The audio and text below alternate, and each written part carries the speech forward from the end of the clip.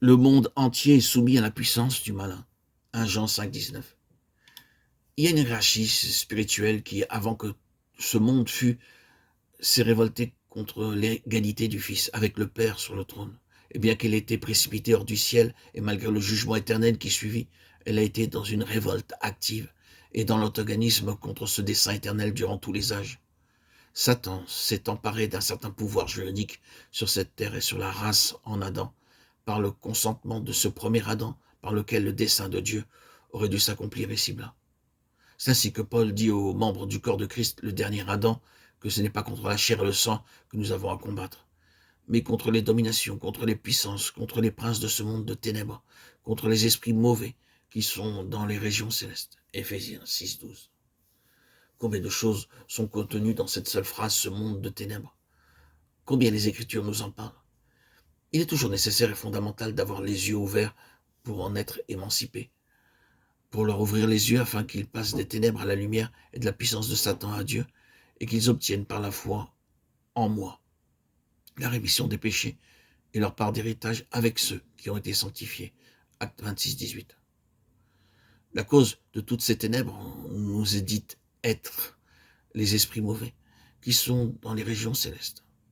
Ces mots, traduits littéralement, donneraient les spiritualités ou les spirituels, ce qui signifie des êtres spirituels.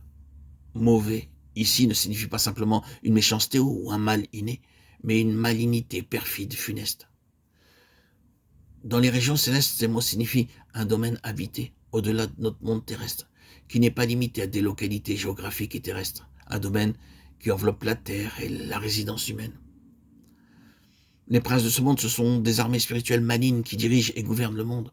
Partout, la souveraineté de Christ n'a pas été imposée au-dessus de tout, par son corps, l'Église spirituelle. Les dominations et les puissances, les autorités représentent un ordre, un rang, une méthode, un système. Satan n'est pas omniprésent, c'est pourquoi il doit agir en divisant de manière organisée le monde qui est placé sous ses dominations et ses autorités, tandis que lui-même, il parcourt la terre, ça et là, et siège ici et là. Satan répondit à l'Éternel, « Je viens de parcourir la terre et de m'y promener. » Job 2.2. C'est là qu'est le trône de Satan, là que Satan habite. Apocalypse 2.13. L'apôtre nous dit qu'il nous faut chercher l'explication des situations dans l'invisible, derrière les apparences immédiates. Ce qui nous paraît naturel a très souvent sa source dans ce qui est surnaturel. L'homme essaie toujours de donner une explication naturelle aux choses et il cherche à les corriger par des moyens naturels. Mais lorsqu'il rencontre une situation dans laquelle sont engagés les intérêts du Christ de Dieu, il est réduit au silence et battu. De telles situations sont devenues aujourd'hui l'expérience habituelle, non plus que cela, l'expérience écrasante des serviteurs de Dieu, dans tous les lieux de témoignage de ce monde.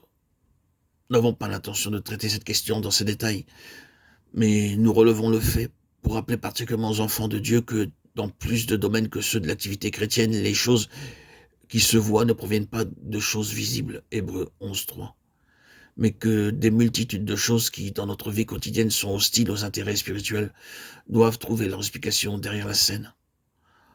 Soulignons encore le fait que cette union spirituelle avec Dieu dans la valeur éternelle de la croix de Christ signifie que notre valeur efficace et suprême est dans le domaine spirituel. Nous qui sommes des esprits divins, nous devons être fortifiés par le Saint-Esprit pour avoir en Christ l'ascendant et l'autorité sur les esprits sataniques et connaître ainsi quelque chose de plus que l'autorité terrestre. Assis ensemble dans les lieux célestes en Jésus-Christ, Éphésiens 2.6.